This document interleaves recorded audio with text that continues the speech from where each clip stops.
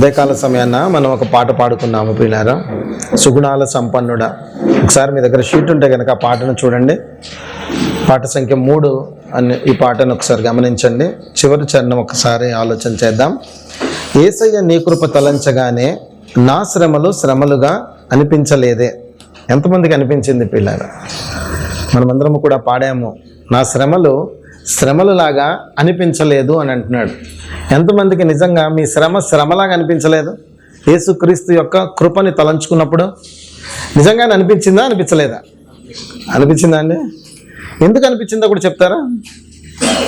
ఎందుకు అనిపించింది మీకు శ్రమ అనిపించలేదు? నాకైతే వచ్చే శ్రమగానే అనిపిస్తుంది. మరి మీకు ఎందుకు అనిపించట్లేదు ఆ శ్రమ? కారణం ఏంటో చెప్పాలి. ఆ శ్రమగా అనిపించకపోవడానికి గల కారణం ఏంటి? ఆయన పొందిన శ్రమ ముందు మన శ్రమ ఎంత అంటారు. ఇంకేముందండి? ఎందుకు మీకు శ్రమ అనిపించలేదు? ఈ శ్రమలు ఇక్కడ ఉన్నంత కాలమే, తర్వాత మనము ఆయనతో పాటు ఉంటాము గనక శ్రమల్లాగా అనిపించట్లేదు అన్నాడు. ఒక్కసారి రోమీలకు రాసిన పత్రికకు వెళదాం. 8వ అధ్యాయము 18వ వచనాన్ని చూద్దాం. రోమీలకు రాసిన పత్రిక 8వ అధ్యాయము 18వ వచనం.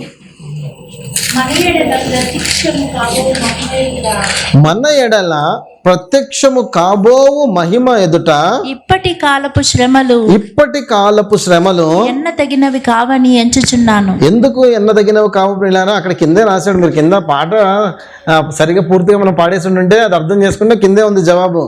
నీవు నాకిచ్చే మహిమ ఎదుట ఇవి ఎన్నదగినవి కావు. సో యేసుక్రీస్తు యొక్క మహిమలో నిత్య రాజ్యములోనికి మనము వెళతామన్నటువంటి ఆశ, నిత్య రాజ్యములో మనం ఉంటామన్నటువంటి ఆ యొక్క నిరీక్షణ ఏం కలగజేస్తుంది మనకంటే, ఇక్కడ ఉండే శ్రమలు ఎన్న తగినటువంటివిగా మనకి కనపడవు.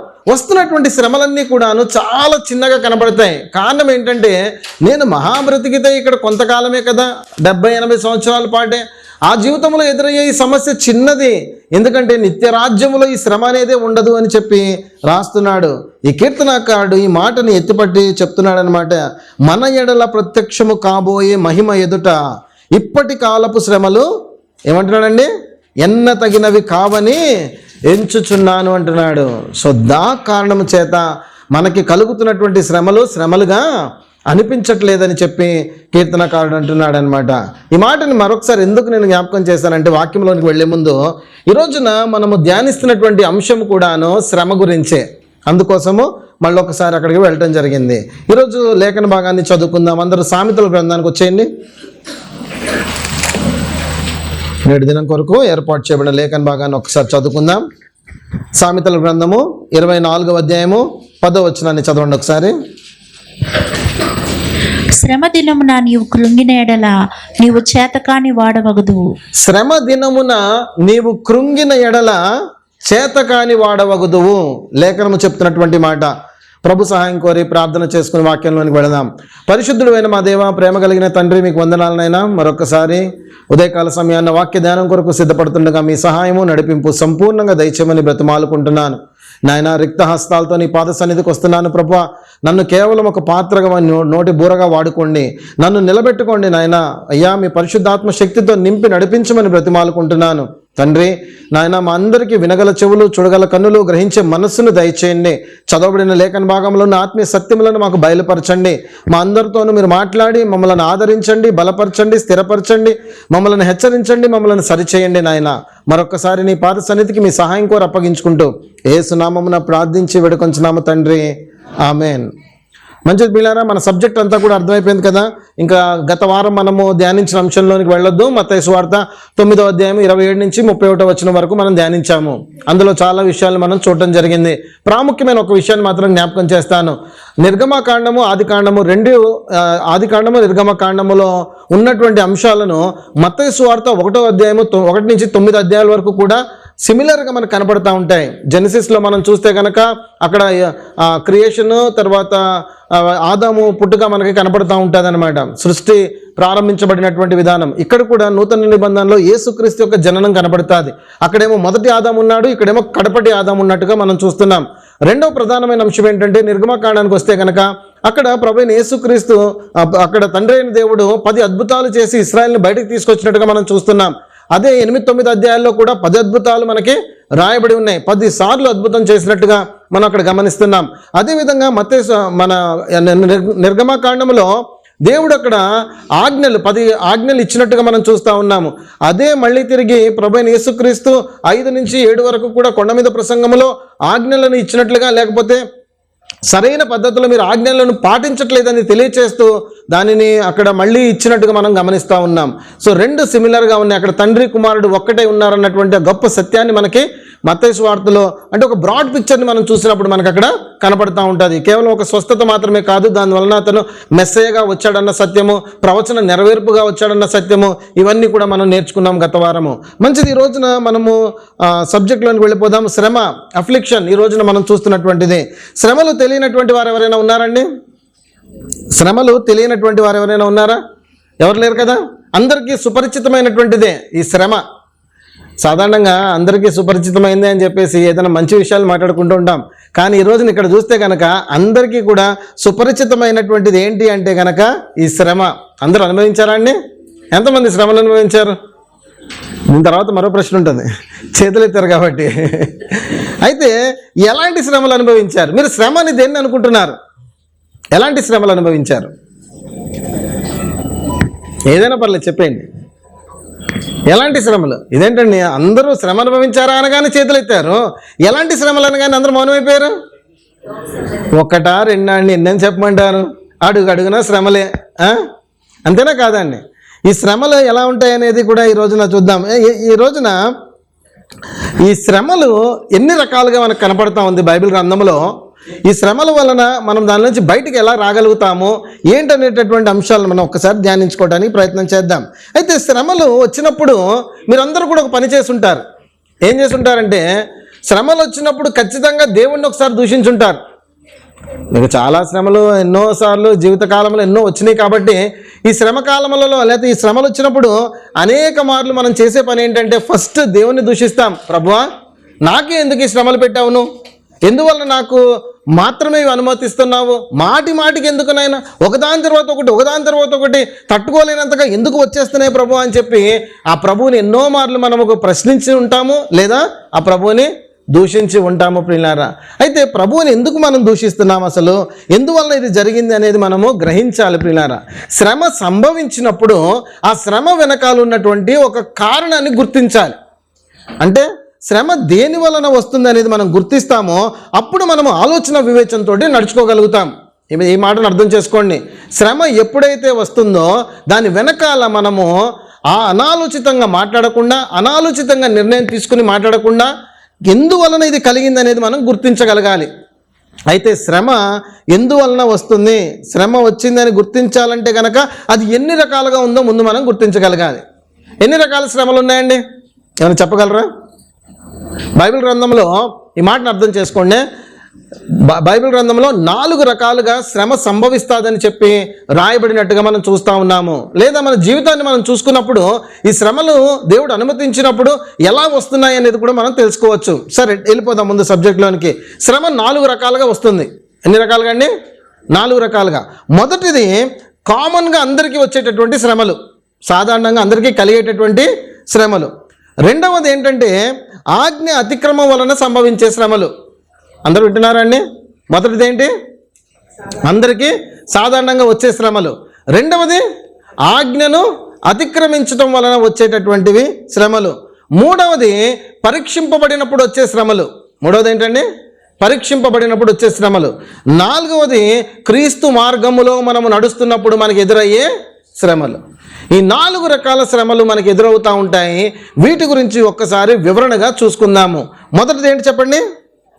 సాధారణంగా కామన్గా అందరికీ కలిగే శ్రమలు ఏంటనేది ఒక్కసారి మనం చూద్దాము. సాధారణంగా కలిగే శ్రమలు ఏంటంటే ప్రియులారా, మనకి మనలను బట్టి, మన చుట్టూ ఉన్నవారిని బట్టి మనకి కలిగే శ్రమలు మొదటగా మనకి వస్తూ ఉంటాయి. అంటే మనం ఎలా అనుకోవచ్చు అంటే, మీరు ఎవరినైనా ఇష్టపడుతున్నారు బాగా, కానీ తిరిగి వాళ్ళు ఇష్టపడరు మిమ్మల్ని. మీరు బాగా ప్రేమిస్తున్నారు కానీ వాళ్ళు ద్వేషిస్తారు, మిమ్మల్ని ప్రేమించరు. తర్వాత కుటుంబ వ్యవస్థలో కూడా మనం చూసుకున్నట్లయితే కనుక ఇటువంటి కొన్ని పరిస్థితులు నెలకొంటూ ఉంటాయి. మాటి మాటికి అనారోగ్య సమస్య, లేకపోతే ఆర్థిక పరమైన ఇబ్బందులు, ఇవన్నీ కూడా అందరికీ సాధారణంగా వచ్చేటటువంటి సమస్యలే. ఈ శ్రమలే ఇవన్నీ కూడా ఇటువంటి ప్రత్యేకించినటువంటివి ఏమి కూడా కానే కాదు. మన ఆప్తులైనటువంటి వారు మరణించినా, బాగా కావాల్సినటువంటి వారు చనిపోయినప్పుడు మనకేం కలుగుతూ ఉంటుంది? శ్రమ కలుగుతూ ఉంటుంది. సో ఇటువంటి శ్రమలు మాటి మాటికి మనకు వస్తూ ఉంటాయి. అంత మాత్రమే కాదు పిల్లారా, బైబిల్లో ఒక చక్కటి విషయం రాయబడి ఉంది. ఏంటంటే ఈ శరీర సంబంధమైనటువంటి శ్రమలు కలుగుతాయి. ఎలా కలుగుతాయంటే అది వివాహం వల్ల కలుగుతాయని కూడా చెప్పాడు. అంటే వివాహం చేసుకున్నటువంటి వారు ఏమవుతూ ఉంటారు చూద్దామండి. ఒకసారి ఒకసారి 1 కొరింథీ 7:28 రండి. అందరికీ కలిగే శ్రమల్లో ఇది ఒకటి ఉందన్నమాట లిస్టులో. 7:28 చూడండి. నా వలె నుండుట వారికి మేలని పెండ్లి కాని వారితోనూ విధవరాండ్రతోనూ చెప్పుచున్నాను. అయితే మనసు నిలుపలేని ఎడలా పెండ్లి చేసుకొని వచ్చును. కామతప్తులగుట కంటే పెండ్లి చేసుకునుట మేలు. 28 చూడండి. అయినను నీవు పెండ్లి చేసుకొనినను పాపము లేదు, కన్యక పెండ్లి చేసుకొనినను ఆమెకు పాపము లేదు. అయితే అట్టి వారికి శరీర సంబంధమైన శ్రమలు కలుగును, అవి మీకు కలుగకుండా వలనని కోరుచున్నాను. ఇక్కడ ఏమంటాడంటే వివాహం చేసుకోండి, వద్దనట్లేదు. ఎవరైనా వివాహం చేసుకోవాలనుకుంటున్నారా? చేసుకోండి. అయితే ఒక విషయాన్ని మాత్రం గుర్తుపెట్టుకోండి. ఏమంటున్నాడు అక్కడ? శరీర సంబంధమైనటువంటి శ్రమలు ఖచ్చితంగా ఉంటాయి అంటున్నాడు. ఏ శ్రమలు అయి ఉంటాయి అంటారు? ఇప్పుడు భార్యాభర్తలే చెప్పాలి. ఇక్కడ పెళ్లి చేసుకుంటే వచ్చే శ్రమలేంటో పెళ్ళైన వారు చెప్పాలి. ఏముంటాయంటారు పెళ్ళైన వారు? చెప్పండి సమస్యలు. అంటే శ్రమ ఏంటి? ఒకరినొకరు సంతోషపరచుకోవటము, లేకపోతే ఒకరి వలన ఒకరికి బాధ కలగటము, లేకపోతే ఒకరి మనస్తత్వాలు ఒకరికి పడక మాటి మాటికి విభేదాలు కలగటము, అది హృదయానికి ఏం కలగజేస్తూ ఉంటాయి? మాటికి బాధ, శ్రమ, వేదన కలగజేస్తూ ఉంటాయి. సో వివాహం అనేటువంటి దానిలో 2 కోణాలు ఉన్నాయండి. మరి ఆత్మ సంబంధంగా శరీరంగా ఒకటవుతారు, ఇద్దరి మధ్య ప్రేమాభిమానాలు ఉంటాయి, సంతోషం ఉంటుంది, సమాధానం ఉంటుంది, అన్నీ కలుగుతాయి. అట్ ద సేమ్ టైం ఇది కూడా కలుగుతుందని చెప్తున్నాడు. సో ఇది ప్రత్యేకంగా ఏం సెపరేట్ చేయక్కర్లేదు, ఇది కామన్గా అందరికీ వచ్చేటటువంటిదే అని చెప్తున్నాడు. అవునా కాదండి? ఇప్పుడు అంటే సాధారణంగా కలిగేది. ఒకసారి యోబు 3:26 చూస్తే కనుక యోబుకు వచ్చినటువంటి శ్రమలన్నింటినీ కూడా సాధారణమైనటువంటి శ్రమలు కానీ ఒకసారి అక్కడ ప్రస్తావించబడి ఉంటుంది. ఆయన కలిగింది ఎలాగో తర్వాత చూద్దాం. కానీ 3:26 చూడండి ఏమేమి వచ్చినాయి ఆయనకి. పైనుంచి చూడండి. ఏది వచ్చినని నేను బహు భయపడుతున్నా, అదే నాకు సంభవించు. ఏది వస్తుంది అనుకున్నాను అదే సంభవించింది. నాకు భీతి పుట్టించినదే నా మీదకి వచ్చుచున్నది. నాకు నెమ్మది లేదు, నెమ్మది లేదు, సుఖం లేదు, విశ్రాంతి లేదు, శ్రమయే సంభవించుచున్నది అంటాడు. ఇంకా అయితే ఇప్పుడు ఇక్కడ యోబుకి వచ్చిన శ్రమలను ఒకసారి జ్ఞాపకం చేసుకోండి. విశ్రాంతి లేదు, సమాధానం లేదు, సంతోషం లేదు అంటున్నాడు. అతనికి వచ్చింది ఏంటయ్యా మొదటి సమస్య అంటే తన పిల్లలు చనిపోయారు, ఆప్తులైనటువంటి వారు పోయారు. తర్వాత తనకు ఉన్నటువంటి ఆస్తిలో మందలన్నీ కూడా పోయాయి. ఆ తర్వాత మనం చూస్తే తన ఆరోగ్యం అంతా క్షీణించిపోయింది. సో ఇవన్నీ కూడా శ్రమల లెక్కల్లోనికే వస్తాయి. సో ఇవన్నీ కూడా సాధారణంగా కలిగేటటువంటి శరీర సంబంధమైనటువంటి శ్రమలు అని మనము అర్థం చేసుకోవాలి. మరి ఇటువంటి శ్రమలు వచ్చినప్పుడు మనము ఏం చేయాలంటారు? అదే చెప్తున్నాడు సామెతల గ్రంథంలో, ఇవన్నీ మీకు సంభవించినప్పుడు మీరు ధైర్యంగా ఉండాలి, వీటిని ఎదుర్కోవాలి, ఏ మాత్రము కూడా కృంగిపోవటానికి వీలు లేదు. ఇదేదో గొప్ప వింత సంభవించినట్టుగా మీరు అనుకోకండి. ప్రపంచంలో అందరికీ సంభవించేటటువంటి శ్రమలే మనందరికీ కూడా వస్తున్నాయి. ఇప్పుడు మనకు కావాల్సినటువంటి వారు ఇప్పుడు అనారోగ్య సమస్యకి గురవుతున్నారు అనుకోండి. అనారోగ్య సమస్య కేవలం వారు ఒక్కరికి మాత్రమే వచ్చిందా లేదా అందరికీ కలుగుతుందా? అదే అందరికీ కలుగుతుంది. ప్రభు పెట్టినటువంటి ఒక పద్ధతి అదే. చెట్టు ఎదుగుతుంది, ఫలిస్తుంది, ఆ తర్వాత ఆకులు ఏమవుతున్నాయి? వాడిపోయి రాలిపోతున్నాయి. అది ఒక ప్రక్రియ, అది ఒక ప్రాసెస్. అదేవిధంగా మనుషులు కూడా ఎదుగుతున్నారు, మనుషులు కూడా వృద్ధాప్యంలోనికి వస్తున్నారు, ముసలితనంలోనికి వస్తున్నారు, ఆ తర్వాత రాలిపోతున్నారు. సో ఇదంతా కూడాను కామన్గా, కానీ అదొక శ్రమనే. ఉన్నటువంటి వారికి ఏంటి ఇప్పుడు అది? శ్రమ. సో కామన్గా వచ్చేటటువంటి శ్రమలకు మనం చేయవలసింది ఏంటంటే కృంగిపోవటానికి వీల్లేదు, ఏమాత్రం అధైర్యపడవద్దు, ముందుకు కొనసాగాలి. అందుకే సామెతల్లో అంటున్నటువంటి మాట, ఒకవేళ నువ్వు కృంగిపోతే కనుక నువ్వు ఏమవుతావు అంటున్నాడు? చేతకాని వాడవవుతావు అంటున్నాడు. సో మనం అలా చేతకాని వారవంలాగా ఉందామా? మనకింకా గొప్ప నిరీక్షణ దేవుడు ఏమిచ్చాడంటే అర్థం చేసుకోండి. మన కుటుంబ సభ్యులలో ఎవరైనా సరే ఒకవేళ ప్రభువునందు నిద్రించినట్లయితే కనుక వారి గురించి చింతపడాల్సిన పనే లేదని చెప్పి తెస్సలోనికీయులకు రాసిన పత్రికలో చెప్పేశాడు. ఏమంటున్నాడు? వాళ్ళందరూ కూడా ప్రభు సన్నిధానంలో సంతోషంగా ఉన్నారు. వారి గురించి బాధపడాల్సిన పని లేదు. నేను వచ్చినప్పుడు మృతులైనటువంటి వారే ముందు లేస్తారు, ఆ తర్వాతే సజీవులైనటువంటి మీరు లేస్తారు అని కూడా చెప్పాడు. సో ఇంత ఆదరణకరమైనటువంటి మాటలు ప్రభు మనకి ఇచ్చిన తర్వాత లోకరీతిగా శరీర సంబంధంగా కలిగేటటువంటి శ్రమలకు మనము ఎట్టి పరిస్థితుల్లో కృంగిపోవద్దు. మరి ముఖ్యంగా శరీర సంబంధమైనటువంటి శ్రమలు ఉంటాయి. ఈ వివాహ వ్యవస్థలోనికి ఒకసారి అడుగుపెట్టిన తర్వాత, కుటుంబ వ్యవస్థలోనికి అడుగుపెట్టిన తర్వాత అవన్నీ కూడా కామన్గా ప్రతి ఒక్కరికి కలిగేటటువంటివే అని మనము అర్థం చేసుకోవాలి. సో కాబట్టి ఇలాంటి కామన్గా వచ్చేటటువంటి శ్రమల గురించి మనం ఏమాత్రం కూడా భయపడొద్దు. సో మొదటిది అర్థమైంది కదండి అందరికీ కూడాను. ఎటువంటి శ్రమ, మీకు ఎప్పుడైనా శ్రమ కలిగితే కనుక ఆ శ్రమ ఎలా కలుగుతుంది అనేది మీరు ఒక్కసారి ఇప్పుడు ప్రశ్నించుకోండి. శ్రమ వచ్చినప్పుడు ఏ కోవలోనికి శ్రమ వెళుతుంది, నాది ఏ కోవలోనికి వెళుతుంది ఈ శ్రమ, ఎందుకోసం వచ్చింది అసలు ఈ శ్రమ అని మీరు గుర్తిరిగితే కనుక దానికి సరైనటువంటి మందు వేయగలుగుతారు. అంటే ప్రతి శ్రమకి మీరు బాధపడిపోయి కృంగిపోయి అన్నీ నావే అని అనుకోకుండా మీరు ఏమాత్రము కృంగిపోకుండా ఉండాలంటే కనుక అసలు ఆ శ్రమ ఎలా సంభవించింది, ఎందుకు సంభవించింది, అది నా వరకే వచ్చిందా, అందరికీ కలుగుతుందా అనేటటువంటిది మనం అప్పుడు ఆలోచించవచ్చు. సో కాబట్టి పిల్లారా, మొదటిది సాధారణంగా కలిగేటటువంటిది అని మనం ఒకటి గుర్తుపెట్టుకుందాం. రెండవది ఏంటండి, రెండవది ఏంటి, ఆజ్ఞ అతిక్రమము వలన సంభవించే శ్రమలు. ఆజ్ఞ అతిక్రమము వలన అంటే ఏంటి? ఆజ్ఞ అతిక్రమమే పాపము. అంటే పాపము వలన లేక దేవునికి విరోధముగా నడుచుకొనటం వలన మనము శ్రమను కొని తెచ్చుకుంటాం. అంటే ఏంటంటే మన కన్నుల ద్వారా, మన మాట ద్వారా, మన యొక్క హృదయము ద్వారా మనము తప్పులు చేసినప్పుడు మన మీదకి శ్రమ ఖచ్చితంగా వస్తుంది అని చెప్పి లేఖనాలన్నీ కూడా చెప్తా ఉన్నాయి. ఎందుకంటే ఎప్పుడైతే మనం పాపము చేస్తామో, పాపము చేసిన ప్రతిసారి కూడా దేవునికి దూరం అయిపోతాం. దేవునికి దూరం అయిపోయిన ప్రతిసారి కూడా మనము అపవాదికి దగ్గరకు అయిపోతాము.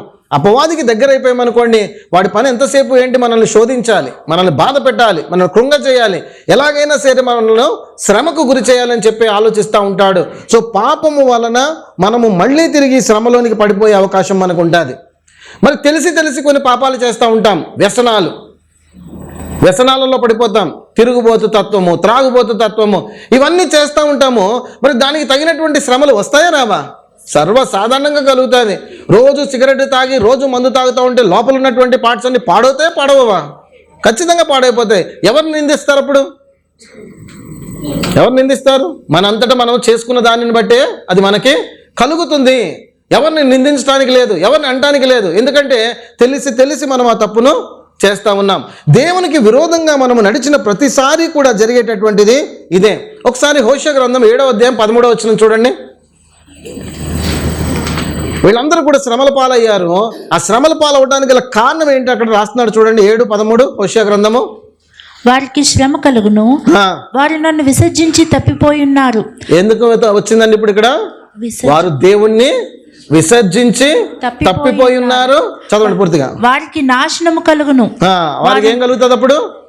దేవుణ్ణి విడిచిపెట్టేశారు, దేవుని విసర్జించేశారు, ఇతర దేవతలను ఆశ్రయించడం మొదలు పెట్టారు. ఎప్పుడైతే ఆ పని చేస్తూ ఉన్నారో వాళ్ళకి ఏం కలిగింది? శ్రమ కలిగింది అని చెప్పి రాస్తున్నాడు అక్కడ. దాని తర్వాత ఒక్కసారి ఎజెకియేలు గ్రంథము 16వ అధ్యాయము 23వ వచనం చూడండి. ఎజెకియేలు గ్రంథము 16వ అధ్యాయము 23వ వచనము. ఇంతగా చెడుతనము జరిగించినందుకు నీకు శ్రమ. ఎన్నిసార్లు? 2 సార్లు నొక్కి ఒక్కానించి చెప్తున్నాడంటే దాని అర్థం ఏంటి? అది చాలా కాన్ఫిడెంట్గా చెప్పేస్తున్నాడు, నిశ్చయంగా చెప్తున్నాడు. ఏదైనా బైబిల్ గ్రంథంలో 2 టైమ్స్ ప్రస్తావించాడంటే దాని కారణం ఏంటంటే నిశ్చయముగానే దాని యొక్క అర్థం. సో ఎందుకు వచ్చింది నిశ్చయముగా ఇక్కడ శ్రమ? ఏం రాశాడు ముందు? ఇంతగా చెడుతనమును జరిగించినందుకు. రోమా పత్రికలో ఇంకో పదం వాడతాడు, దానికి ఏమంటాడంటే దుష్కార్యము వలన మీకు శ్రమ సంభవిస్తుంది అని చెప్తా ఉంటాడు. ఇలా తప్పు చేసి దేవుని ఉగ్రతకు పాత్రులమవుతాం మనము.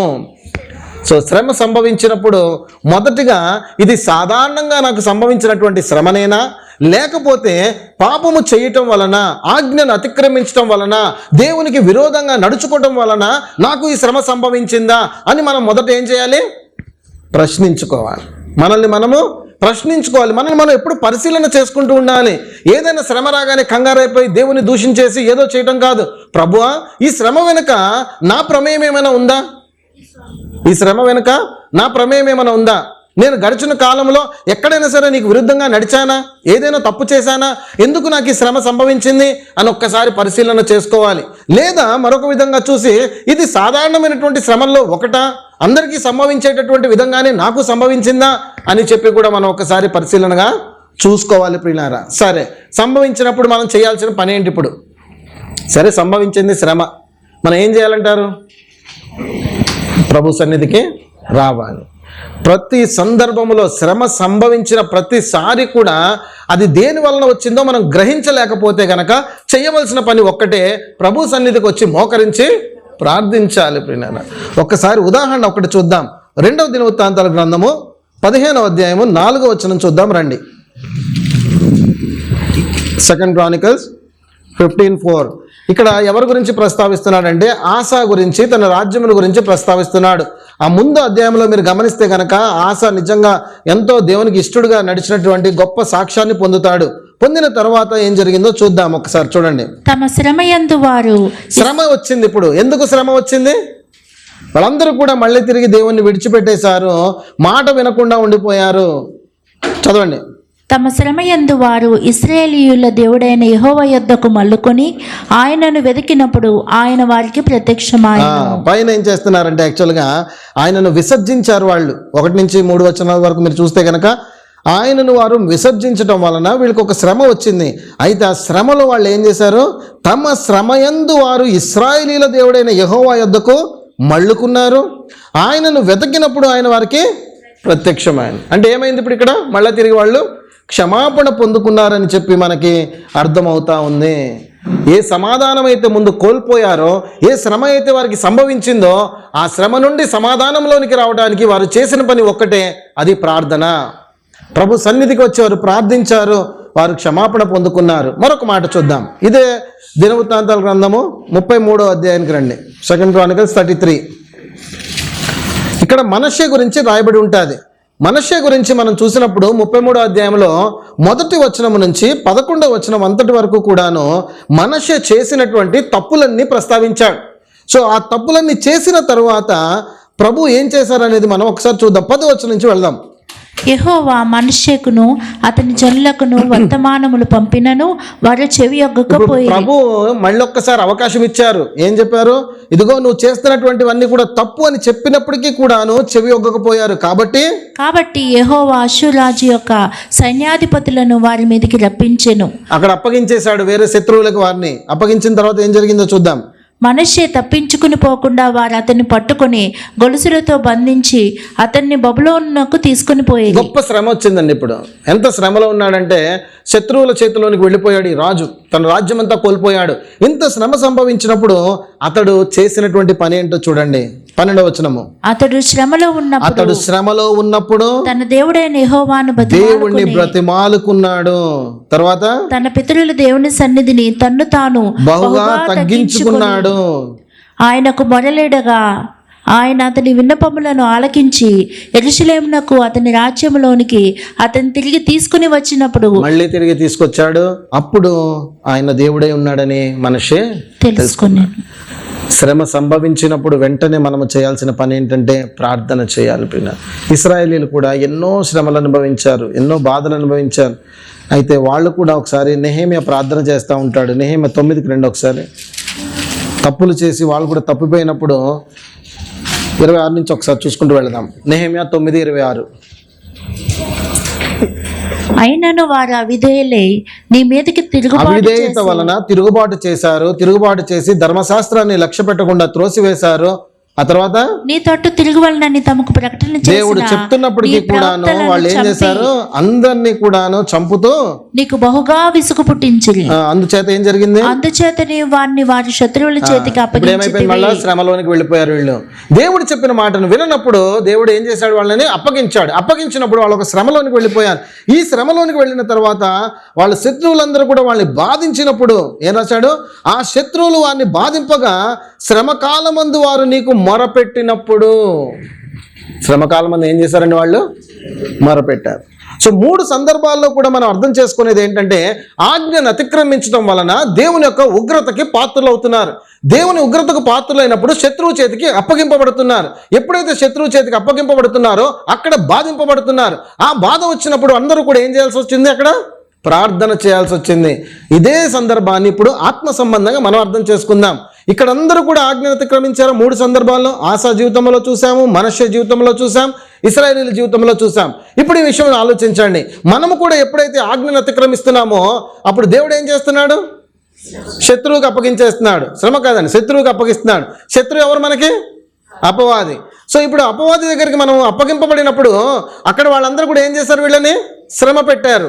అపవాది శ్రమ పెడతాడు మనల్ని, ఖచ్చితంగా శ్రమ పెడతాడు. ఈ శ్రమ కలిగినప్పుడు మనం ఫస్ట్ చేయాల్సిన పని ఏంటి? ఇప్పుడు అక్కడ వాళ్ళందరూ ఏం చేశారు? దేవుని వద్దకు వచ్చారు, మొరపెట్టారు, ప్రార్థన చేశారు. అప్పుడు దేవుడు ఏం చేశాడు? ఆ శ్రమ నుండి వాడిని విడిపించాడు. సో ఇదొక ప్రాసెస్గా మనకు కనపడతా ఉంది. సో ఒకటి సాధారణంగా అందరికీ సంభవించే శ్రమలు మనకు కనపడుతున్నాయి. రెండవదిగా మనం ఆజ్ఞను అతిక్రమించి మనం చేసే తప్పుల వలన మనం కొని తెచ్చుకునే శ్రమలు అనమాట ఇవి. సో ఈ శ్రమలు మనకి సంభవించాయేమో అని ఒక్కసారి మనము పరిశీలన చేసుకుని పరీక్షించుకుని ప్రభు సన్నిధానానికి వచ్చి ప్రభువా నన్ను క్షమించు అన్నప్పుడు ఆయన క్షమించేటటువంటి వాడుగా ఉంటాడు. ఇది రెండవ రకమైనటువంటి శ్రమ మనకు కనపడతా ఉంది. మూడవది ఏంటండి? పరీక్షించబడటం. పరీక్షింపబడినప్పుడు వచ్చేటటువంటి శ్రమ ఎవరు పరీక్షిస్తారంటారు? ఆ దేవుడు. ఆ దేవుడు ఏం చేస్తాడంటే మనల్ని అప్పుడప్పుడు పరీక్షిస్తూ ఉంటాడు. మన విశ్వాసం సరైనటువంటిదిగా ఉన్నదా లేదా, మనము బలంగా ఉన్నామా లేదా అని చెప్పి మనల్ని పరీక్షిస్తూ ఉంటాడు. అటువంటి పరీక్ష ఇది చాలా తక్కువగా జరిగేటటువంటిది అనమాట. ఇటువంటి శ్రమ రావటం అనేది చాలా తక్కువ. ఎందుకంటే బైబిల్లో కూడా చాలా తక్కువ మందిని దేవుడు పరీక్షించినట్టుగా మనం చూస్తూ ఉంటాం. అంటే అది ముఖ్యము అని అనుకుంటేనే దేవుడు పరీక్షిస్తాడు తప్ప లేకపోతే ఉట్టిగా ఏమి పరీక్షించాడు. మాటికి అందరి జీవితంలో ఏం శ్రమను అనుమతించాడు. మనం ఒక ఉదాహరణ చూస్తే కనుక యోబు జీవితంలో ఆ పరీక్ష వచ్చినట్టుగా మనం చూస్తున్నాము. యోబు జీవితంలో వచ్చిన ప్రతి శ్రమ అతడికి పరీక్షింపబడటం ద్వారానే కలిగిందని మనకు అర్థమవుతా ఉంది. తన యొక్క ఆస్తి అంతా కూడా ఒక్కసారిగా కోల్పోయాడు, బిడ్డలందరినీ కోల్పోయాడు, తన ఆరోగ్యం అంతటినీ కోల్పోయాడు, మొత్తం అన్ని కోల్పోయినటువంటి దుర్భర స్థితిలోనికి వచ్చేసాడు. ఇదంతా ఎందుకు జరుగుతుంది అని మనం చూస్తే కనుక దేవుడు ఏం చేస్తున్నాడు? అక్కడ పరీక్షిస్తూ ఉన్నాడు. ఆ పరీక్షలో యోబు గెలిచాడు ప్రియులారా. మరి గెలిచినటువంటి ఉదాహరణ మనం చూస్తున్నాం. పరీక్షింపబడినప్పుడు ఓడిపోయినటువంటి వారి యొక్క సందర్భాన్ని కూడా చూద్దాం. నిర్గమకాండము 15వ అధ్యాయంలో మనం ఒక సందర్భాన్ని చూడవచ్చు ప్రియులారా. వీళ్ళందరూ కూడా ఐగుప్తు దేశం నుంచి విడిపింపబడి ముందుకు సాగుతూ వెళుతున్నప్పుడు వీళ్ళందరికీ కూడా దాహం వేసింది. దాహం వేసినప్పుడు మాకు నీళ్లు కావాలి అని అంటే అక్కడ ప్రభు ఒకటి చూపించారు. అక్కడికి వెళ్ళి వీళ్ళందరూ కూడా నీళ్లు తాగగానే అవన్నీ కూడా చేదుగా ఉన్నట్టుగా గమనిస్తారు. అయితే ఆ చేదు నీళ్లు తాగి వాళ్ళందరూ కూడా ఏం చేశారు? సణుక్కోవటం మొదలుపెట్టారు. ఏంటి మాకు ఇటువంటి నీళ్ళు ఇచ్చాడు దేవుడు ఇదా అని చెప్పి వాళ్ళు సణుక్కోవటం మొదలుపెట్టారు. ఆ సణుగుడు అయిపోయిన తర్వాత వాళ్ళతో ప్రభు అన్నటువంటి మాట ఒక్కసారి ఇక్కడి నుంచి వెళ్దాం రండి. 22వ వచనము 15:22. మోషే ఎర్ర సముద్రము నుండి జనులను సాగచేయగా వారు షూరు అరణ్యములోనికి వెళ్ళి దానిలో 3 దినములు నడిచిరి. అప్పుడే గొప్ప అద్భుతము. అసలు మనుష్యుని యొక్క చరిత్రలో కానీ మానవుని యొక్క చరిత్ర అంతట్లో కానీ ఇటువంటి అద్భుతం మరి ఎన్నడూ జరగలేదు, మరి జరగబోదు కూడా అనుకుంటాను నేనైతే. ఏం అద్భుతం అండి అది? ఎర్ర సముద్రము 2 పాయలుగా చీల్చబడటం, నీరు గోడలాగా నిలిచిపోవటం, ఆరిన నేల మీద వీళ్ళు నడిచొచ్చినట్లుగా నడిచి రావటం. ఇంత గొప్ప అద్భుత కార్యము వాడు కన్నులారా చూశారు. అప్పుడైనా సరే నిజంగా దేవుడు ఎంత గొప్పవాడు, ఇంత గొప్ప అద్భుతాన్ని మా కన్నులకు చూపించాడే అన్నటువంటి ధైర్యంతో వాళ్ళు ముందుకు సాగాలి. అద్భుతము చూసి 3 రోజులు మాత్రమే అయింది వాళ్ళు ముందుకు ప్రయాణం అవుతూ. 3 days అయిన తర్వాత వాళ్ళకు ఒక చిన్న సమస్య తటస్థించింది. ఆ చిన్న సమస్య ఏంటి? అక్కడ దాహం వేసింది ప్రియులారా. మహాసముద్రమునే అక్కడ 2 పాయలుగా చేసి ఆరిన నేలగా అప్పటికప్పుడు చేసి వాళ్ళని నడిపించి బయటకు తీసుకొని వచ్చాడు కదా. 20 లక్షల కాల్బలము అంతకన్నా అధికమైనటువంటి వారందరూ కూడా బయటకు వచ్చారు కదా. మరి ఇంతమంది వచ్చి అంత అద్భుతాన్ని చూసిన తర్వాత కూడా వారిలో విశ్వాసము సంపూర్ణంగా జరిగిందా అంటే లేదు. 3వ రోజే వాళ్ళు అల్ప విశ్వాసం రావడం మొదలుపెట్టింది. దాహం వేస్తే మాకు నీళ్ళు ఎక్కడి నుంచి వస్తాయని చెప్పడము మొదలు పెట్టారు పిల్లారా. వారికి నీళ్లు దొరకలేదు. అంతలో ఎక్కడికి చేరారు? వాళ్ళు మారాకు చేరారు. మారా నీళ్లు చేదైనవి గనక వారు ఆ నీళ్లు త్రాగలేకపోయేది. అందువలన దానికి మారా అని పేరు కలిగింది. చేదు నీళ్లు అక్కడ ఉండటం వలన దానికి మారా అని పేరు కలిగినట్లుగా మనం చూస్తాము. మారా అంటే అర్థం చేదు. తర్వాత చదవండి. ప్రజలు మేమేమి త్రాగుదామని మోషే మీద సణుగు కొనగా, వెంటనే సణుక్కోవడం మొదలు పెట్టారు. మోషే మీద సణుగు కొనగా అతడు యెహోవాకు దేవునికి మొరపెట్టాడు. మొరపెట్టినప్పుడు అంతటి యెహోవా అతనికి ఒక చెట్టును చూపెను. అది ఆ నీళ్ళలో వేసిన తరువాత నీళ్లు మధురములాయెను. ఇది ప్రాబ్లం సాల్వ్ అయిపోయింది. ప్రభువుకి మొరపెట్టాడు, ఒక చెట్టును చూపించాడు, ఆ చెట్టు నీళ్ళల్లో వేశాడు, వేయగానే మధురమైనటువంటి నీళ్లుగా అయిపోయినాయి, చేదు నీళ్లు. ఆ తర్వాత అక్కడ ఆయన వారికి కట్టడలను విధులను నిర్ణయించి అక్కడ వారిని పరీక్షించాడు. అంటే ఇంత గొప్ప అద్భుతం చూసిన తర్వాత అయినా సరే ఆ పరీక్షకు నిలబడతారా అని చూస్తే కనుక వారు నిలబడ్డారంటారా? నిలబడ్డారండి? ఫెయిల్ అయిపోయారు. సో మనం కూడా దేవుడు ఒకవేళ మన జీవితంలో గొప్ప అద్భుతాలు చూపిస్తున్నాడేమో, గొప్ప ఆశ్చర్యకార్యాలు చూపిస్తున్నాడేమో, ఒకవేళ మనము రక్షింపబడినటువంటి విధానం లేకపోతే మన ఆప్తులు రక్షింపబడినటువంటి విధానాన్ని చూసినప్పుడు నిజంగా ఇటువంటి వాడు రక్షణలోనికి వస్తాడన్నటువంటి నమ్మకమే నాకు లేదు. అయినా సరే వీడు రక్షణలోనికి వచ్చాడంటే దేవుని మహాకృప వలన రక్షింపబడ్డాడు అని చెప్పి మనము ఆ గొప్ప అద్భుతాన్ని మనము చవి చూస్తాము కన్నులారా, అదేవిధంగా కొనియాడతాము, సాక్ష్యంగా చెప్పుకుంటాము. ఆ తర్వాత మన జీవితంలో ఎదురయ్యే చిన్న చిన్న సమస్యలను కూడా ఏమనుకుంటాము? ఇప్పుడు ఇది జరగదేమో, అవిశ్వాసము, అపనమ్మకము చోటు చేసుకుంటూ ఉంటుంది. కేవలం రక్షణ విషయంలోనే కాదు, దేవుడు ఆరోగ్య విషయంలో ఎన్నో గొప్ప కార్యాలు మన జీవితంలో చేసి ఉంటాడు. అనారోగ్య సమస్య వచ్చినప్పుడు మాటికి ప్రభు దగ్గరికి వెళ్ళి, ప్రభువా నాకు అనారోగ్యంగా ఉంది, నాకు స్వస్థతని అంటాం. లేకపోతే మనకు కావాల్సిన వాళ్ళకి స్వస్థతనియమంటాం. అద్భుత రీతిగా, ఆశ్చర్య రీతిగా స్వస్థత కలుగుతుంది. కలిగిన తర్వాత మన విశ్వాసం ఎంత బలంగా ఉండాలి? దేవుడు నా ప్రార్థన విన్నాడు, ప్రార్థన విని జవాబిచ్చాడు, కాబట్టి నెక్స్ట్ నాకు ఎటువంటి సమస్య వచ్చినా నేను చేయవలసింది ఏంటంటే ప్రభు మీద ఆధారపడి నిలబడి ఉండాలి అని. కానీ మనం ఏం చేస్తాం? మళ్ళీ అవిశ్వాసానికి గురైపోతాం.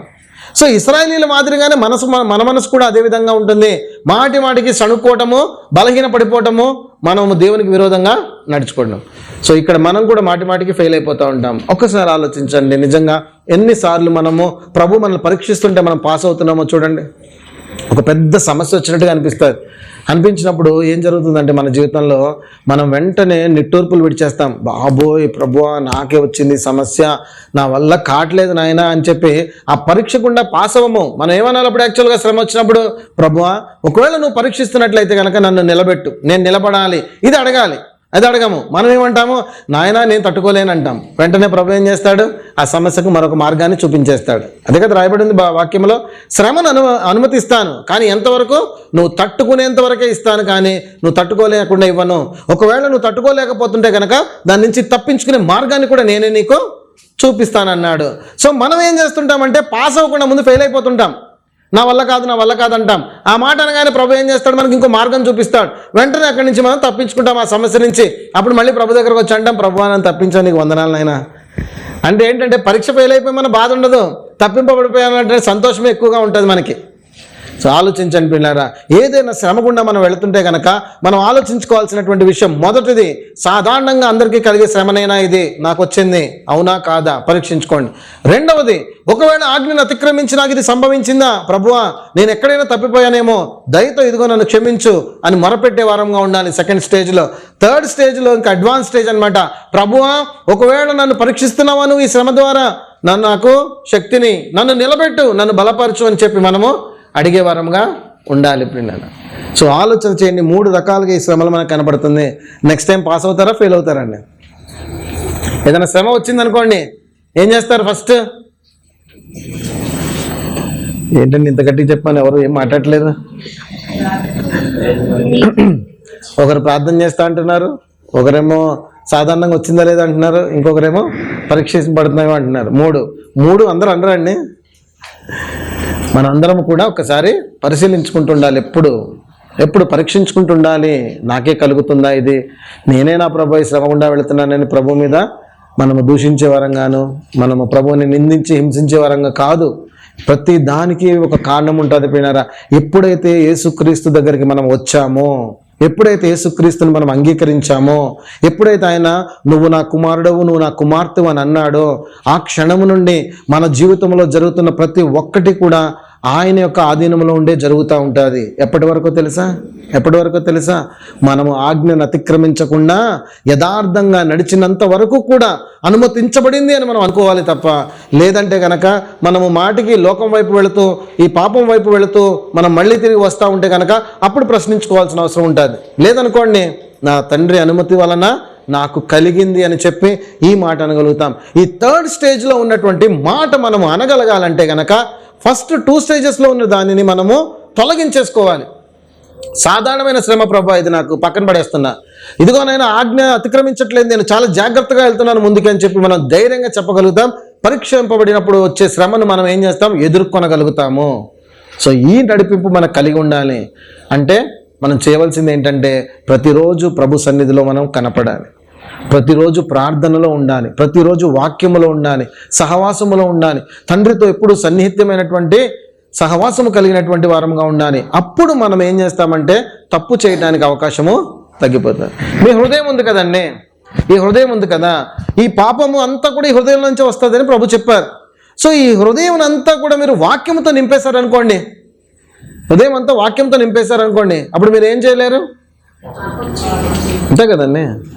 నేను పాపము చేయకుండానట్లు నీ వాక్యమును నా హృదయమందు ఉంచుకొని ఉన్నానంటాడు కీర్తనకారుడు. సో మరి పాపము చేయకుండా ఉండాలంటే మీ హృదయం అంతా కూడా దేవుని గురించినటువంటి మాట, దేవుని గురించినటువంటి స్తుతి అంత నింపబడిపోతే కనుక అప్పుడు మీరు పాపానికి చాలా దూరంగా ఉంటారు. అదేవిధంగా ఒక్కసారి ఆలోచించండి, లోక సంబంధమైనటువంటివి అన్నీ మీ హృదయంలో పెట్టుకున్నారనుకోండి, లోక సంబంధమైన అన్నీ కూడాను, మూల ఎక్కడో చిన్న వాక్యం ఉందనుకుందాం, కొద్ది ప్లేసే, అంటే ఒక 10% వాక్యం హృదయంలో ఉంది, 90% అంతా కూడా లోకంలో ఉన్నటువంటివి ఉన్నాయి. మీరు రోజు దేని మీద అయితే మీ ఆసక్తిని పెడతారో మీకు అవే ఆలోచనలు వస్తూ ఉంటాయి, అవునా కాదా? అత్యధికంగా మీరు ఏదన్నా స్పోర్ట్స్ ఆడేటటువంటి మనిషి అనుకోండి, మీ హృదయం అంతా స్పోర్ట్స్తోనే నిండిపోయి ఉంటుంది. మాట్లాడినా ఏం చేసినా ఉదాహరణలు స్పోర్ట్స్ గురించే మాట్లాడతారు. ఒకవేళ సినిమా ఫీల్డ్కి సంబంధించినటువంటి వారు ఉన్నారనుకోండి, వాళ్ళ హృదయం అంతా దేంతో నింపబడి ఉంటుంది, సినిమాతోటే నింపబడి ఉంటుంది. వాళ్ళు మాట్లాడితే ఏం మాట్లాడతారు, ఇంకా దాని గురించే మాట్లాడుతూ ఉంటారు. ఒకవేళ మన హృదయం అంతా కూడా వాక్యము చేతే నింపబడిపోయింది అనుకోండి, మరి ఏం మాట్లాడుతూ ఉంటాం మనం అప్పుడు? అర్థమైపోయింది కదండి. సో హృదయం అంతా వాక్యము చేత ఎప్పుడైతే నింపబడతాదో అప్పుడు మనం ఆజ్ఞను అతిక్రమించడం అనేది తగ్గిపోతుంది, చాలా శాతము తగ్గిపోతుంది. అసలు తప్పు చేయరని అనటంలే, మానవులమైన మనము బలహీనులమై ఉన్నాము, ఏదో ఒక రీతిగా ఎక్కడో చోట తప్పిపోతాం. కానీ అత్యధికంగా మనం తప్పిపోకుండా ఉండాలంటే గనక ఉదయం నిండా మన వాక్యం అనేది ఉంచుకోవాలి, అప్పుడు మనం తప్పు చేయకుండా ఉంటాం. ఈ తప్పు చేయకుండా ఉన్నప్పుడు ఈ 3rd స్టేజ్లో ఉన్న దానిని ధైర్యంగా చెప్పగలుగుతాం. అప్పుడు శ్రమ వచ్చిందనుకోండి, నేను దేవునిలో బాగానే ఉన్నాను, బలంగానే వెళుతున్నాను, అన్నీ అనుకూలంగానే ఉన్నాయి, అయినప్పటికీ కూడా శ్రమ వచ్చిందంటే, ప్రభా ఒకవేళ నేను పరీక్షిస్తున్నావా నాయన, ఈ పరీక్షలో నేను నిలబడాలి, ఈ పరీక్షలో నేను గెలవాలి నాయన అని అడుగుతాము. లేదంటే కనుక భయపడిపోతాము. మనం అక్కడ అంటున్నాడు కదా సామెతల గ్రంథంలో, కృంగిపోయి చేతకాని వాని వలె నిలబడతా ఉంటామన్నమాట. ఏం చేయాలో అర్థం కాదు. చేతకానితనం అంటే ఏంటి? ఏం చేయాలో తెలియదు, ఏం చేయాలో ఎలా ముందుకు వెళ్ళాలో తెలియదు, అటువంటి ఒక దుర్భరమైన స్థితిలోకి వచ్చి మనం నిలబడిపోతాం. అటువంటిది మనం ఉండకూడదని వాక్యం చెప్తా ఉంది. సో సాధారణంగా కలిగే శ్రమ ఒకటి, ఆజ్ఞను అతిక్రమించడం వల్ల కలిగే శ్రమ ఒకటి, పరీక్షింపబడినప్పుడు కలిగే శ్రమ ఒకటి, చివరిగా ఏంటండి, చివరిగా క్రీస్తు మార్గంలో మనం వెళుతున్నప్పుడు కలిగేటటువంటి శ్రమ. ఈ శ్రమ ఖచ్చితంగా అందరికీ వచ్చేటటువంటి శ్రమ. అంటే ఎవరికిది? విశ్వాసులైనటువంటి వారికి కలిగేటటువంటి శ్రమ. బయట ఉన్నటువంటి వారికి శ్రమకి సంబంధం లేదు. బయట ఉన్నటువంటి వారికి, కేవలము రక్షణ అనుభవంలో ఉన్నటువంటి వారికి, ఈ లోకములో నుంచి మనము ఏదైతే వచ్చేసామో, బయటకు వచ్చేసామో, అందులో నుంచి మనము ప్రభువుని వెంబడించే వారంగా ఉన్నామో, దాని వలన వచ్చేటటువంటి శ్రమను గురించి ఇక్కడ 4వది మాట్లాడుతున్నాడు. సాధారణంగా ఏం జరుగుతుందంటే, ఏ శ్రమ సంభవించిన అన్ని మిళితమైనటువంటి విధంగా మనము కలిపేస్తూ ఉంటాము. అది పర్సిక్యూషన్ వలన వచ్చిన శ్రమ, లేదా సాధారణ శ్రమ, లేకపోతే కనుక ఆజ్ఞాగతిక వల్ల ఇచ్చిన శ్రమ, ఇవన్నీ కలిపేస్తాము. కలిపేసి ఏం చేస్తూ ఉంటాం, మనం అన్నీ ఒకటే అనుకుంటూ ఉంటాం. శ్రమ సంభవించగానే మనము ఏదో ఒకటి నిర్ణయం తీసేసుకుంటూ ఉంటాం. కానీ కాదు, ఒక్కొక్కటి ఒక్కొక్క శ్రమ మనకి కలుగుతుందని వాక్యము ఎంతో చక్కగా చెప్తా ఉంది ప్రియులారా.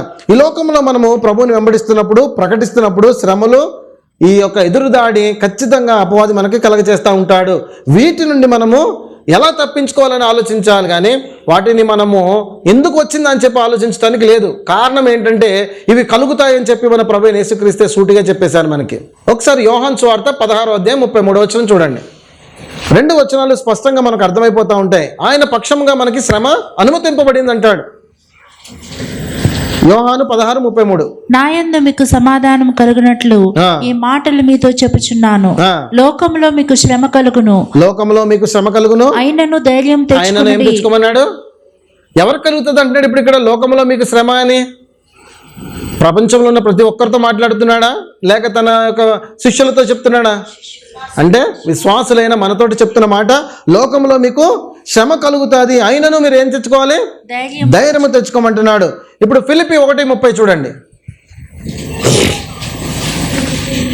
ఫిలిప్పీ 1:30. క్రీస్తునందు విశ్వాసముంచుట మాత్రమే గాక ఆయన పక్షమున శ్రమపడుటయు ఆయన పక్షమున మీకు అనుగ్రహింపబడెను. ఏమన్నాడండి ఇక్కడ?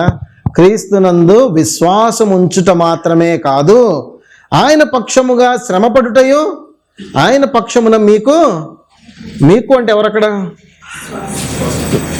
అంటే మనకు విశ్వాసులైన అందరికీ కూడా ఏమైంది? అది అనుగ్రహింపబడింది. శ్రమ అనుగ్రహింపబడిపోయింది మనకి. అంటే విశ్వాసులమైన మనము ఎదుర్కొనాల్సినటువంటి శ్రమ ఏదైనా మనకు తటస్థిస్తే గనక ఆ శ్రమలో మనము ఖచ్చితంగా నిలబడవలసినటువంటిదిగా ఉంది. అయితే ఈ శ్రమ సాధారణంగా అందరికీ సంభవించదు పిల్లరా. ఈ శ్రమ అందరికీ సంభవించదు, విశ్వాసులైనటువంటి వారు అందరికీ కూడా సంభవించదు. అయితే ఆయా సందర్భాలలో ఆ పరిస్థితులను బట్టి ఒకవేళ సంభవించవచ్చు. అయినప్పటికీ కూడా మనం ఏం చేయాలి? దానిని ఎదుర్కోవడానికి. ఇప్పుడు పర్సిక్యూషన్ అండి. పౌలు గారిని తీసుకుందాం ఎగ్జాంపుల్.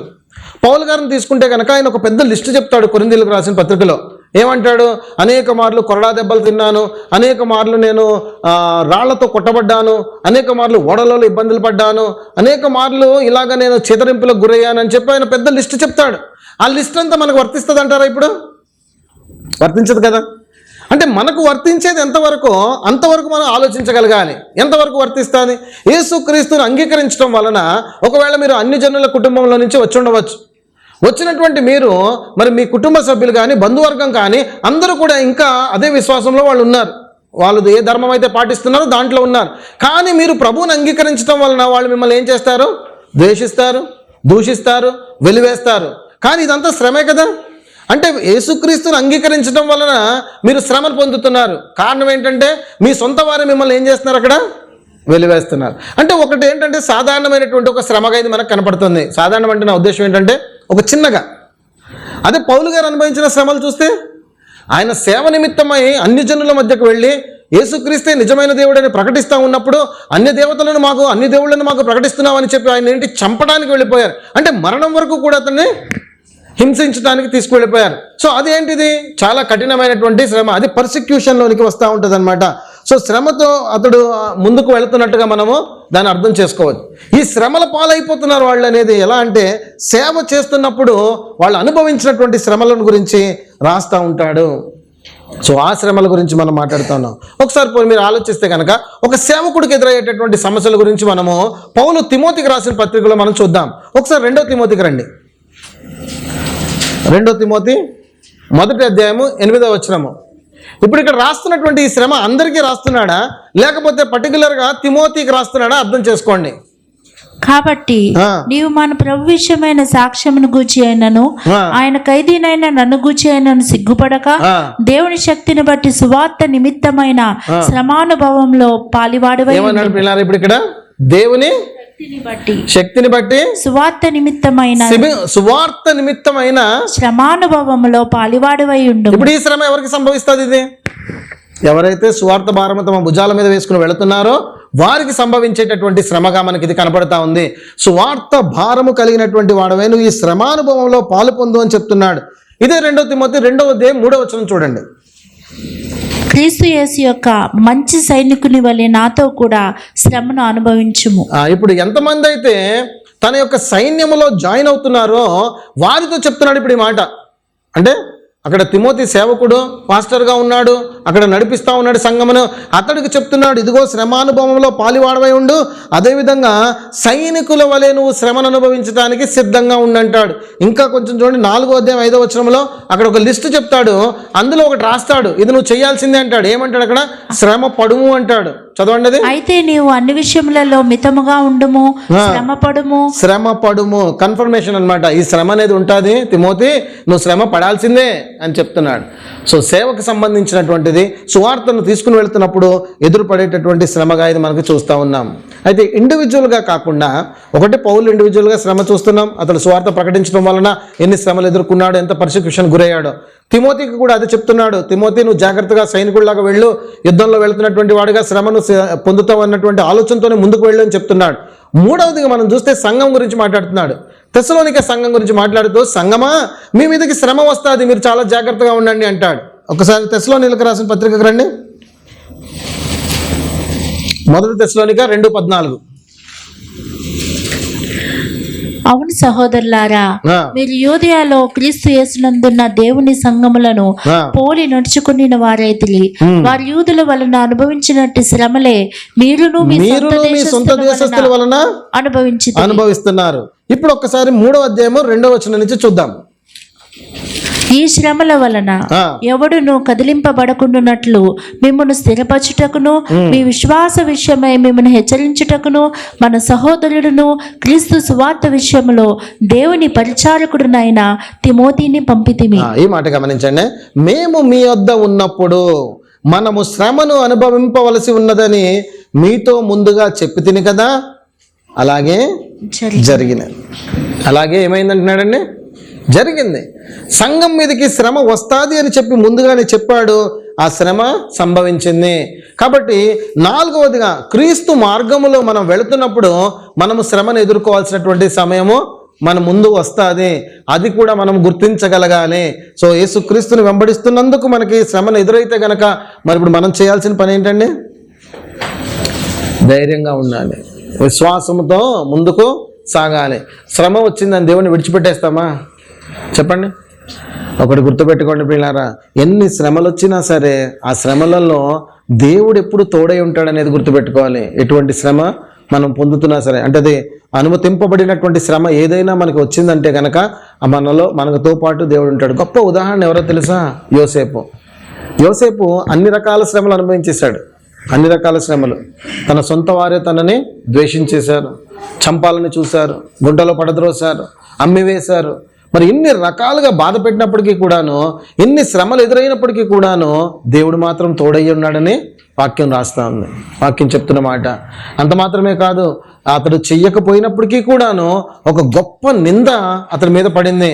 నిజంగా ఆ నింద ఎంత భయంకరమైనటువంటిది అంటే, అతడు ఆ స్త్రీ దగ్గరికి వెళ్ళకపోయినా సరే, ఆ స్త్రీ చెప్పిన మాట వినకపోయినా సరే, ఆమె ఏం చెప్పింది? తప్పుడు నింద అతడి మీద మోపింది. నన్ను పట్టుకున్నాడని చెప్పింది, నాతో శయనించాలనుకున్నాడని చెప్పింది, అవమానపరిచే విధంగా మాట్లాడింది. ఎంత బాధ కలిగినప్పటికీ కూడాను, ఆ బాధలో సైతము కూడాను దేవుడు అతడికి తోడై ఉన్నాడు. ఒక్క లేఖనాన్ని చూద్దాం. అపోస్తుల కార్యములు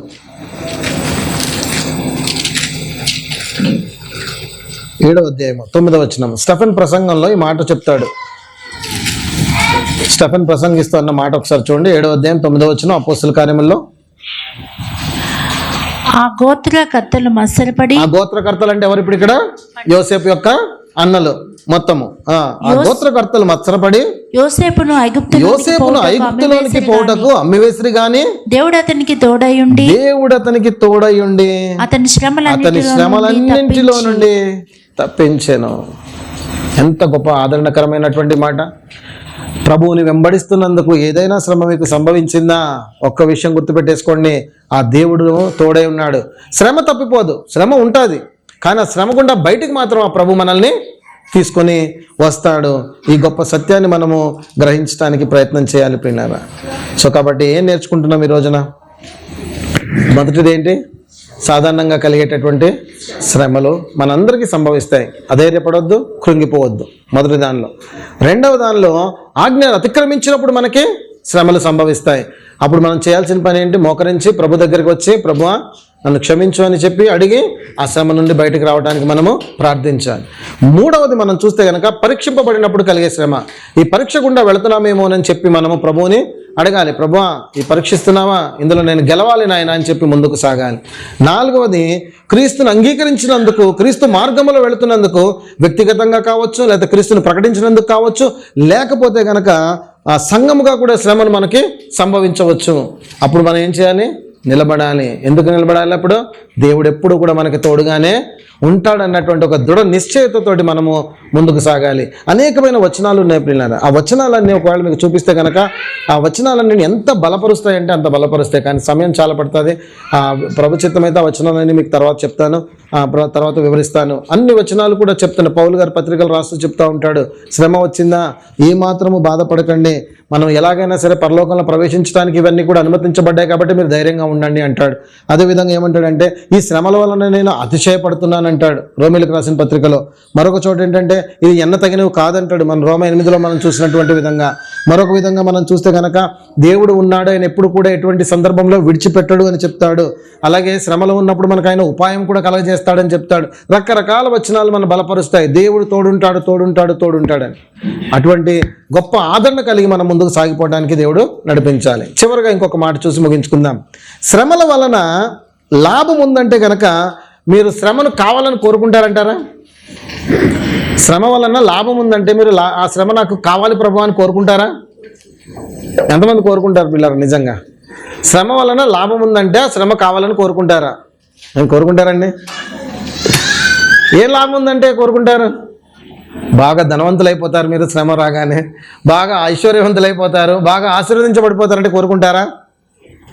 మన ఆత్మీయ స్థితి బలంగా ఉంటుందంటే ఆ శ్రమ మనకి అనుమతింపబడిన అంగీకారమే అని మనము చెప్పగలగాలి.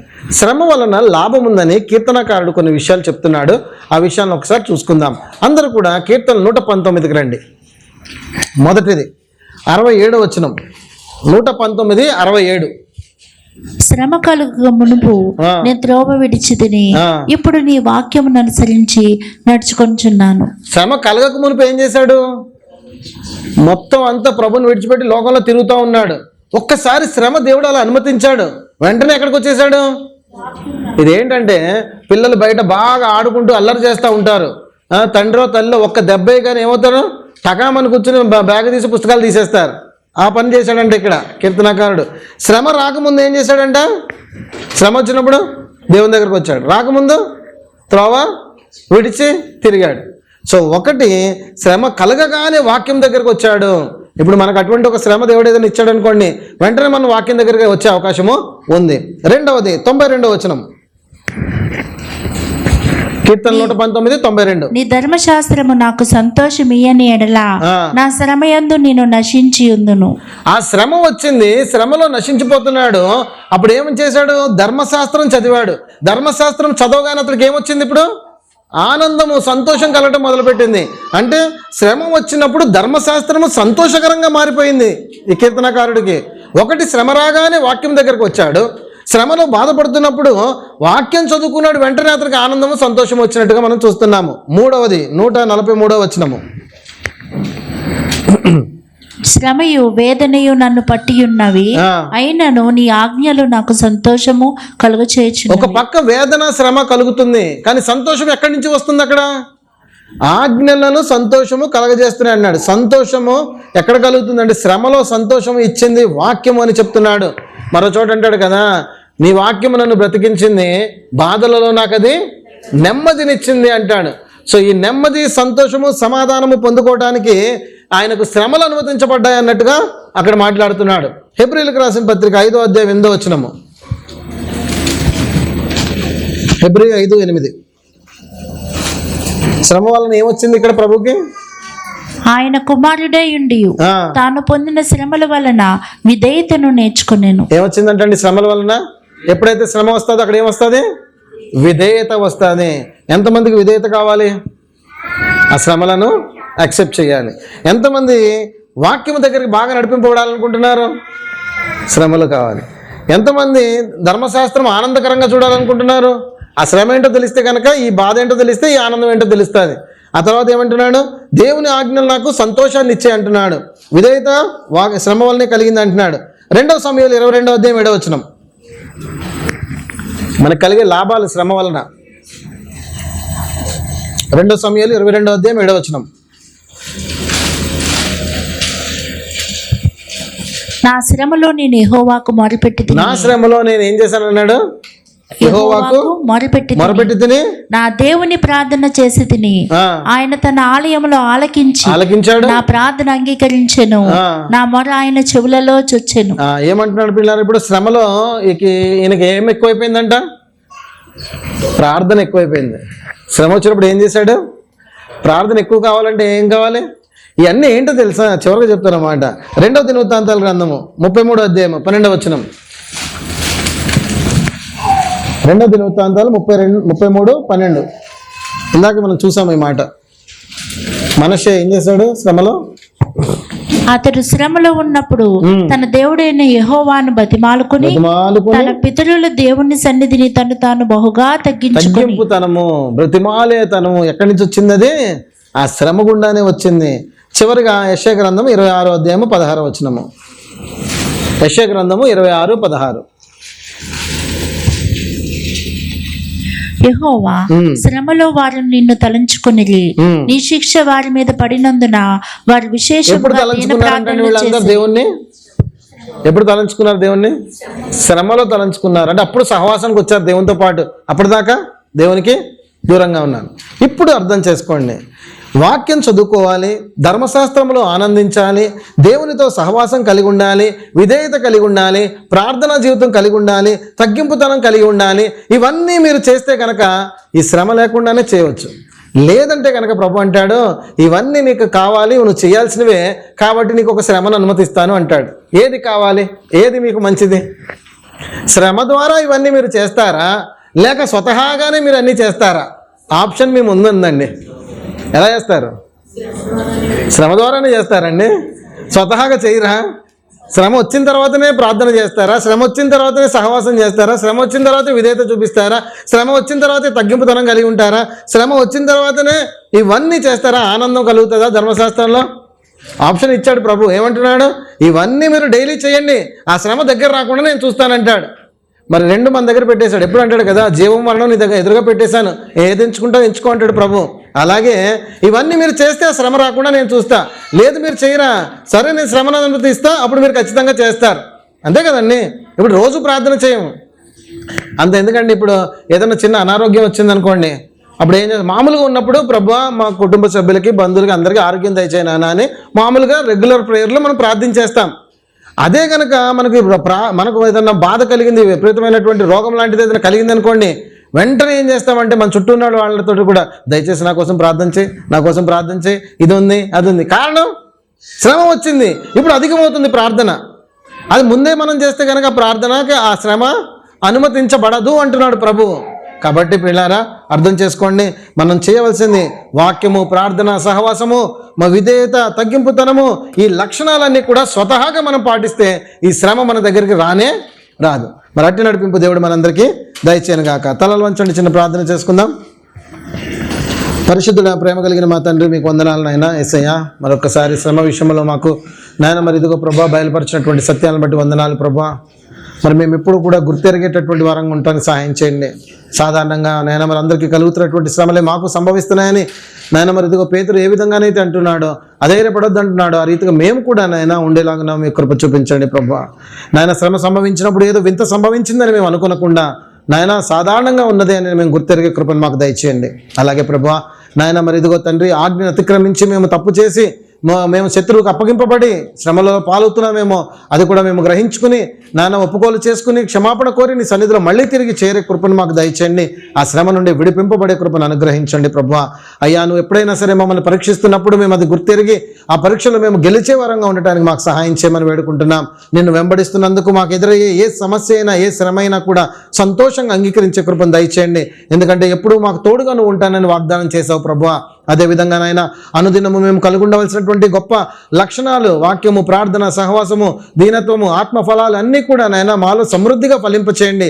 అది శ్రమల ద్వారా మేము దాన్ని బయటకు తీసుకొచ్చే వారంగా కాక స్వతహాగా మేమందరం వాటిలో ఫలించే వారంగా ఉండటానికి సహాయం చేయమని అడుగుతూ నీ కృపగల హస్తానికి అప్పగిస్తూ యేసు నామమున ప్రార్థించి వేడుకొంచున్నాము తండ్రి. ఆమేన్.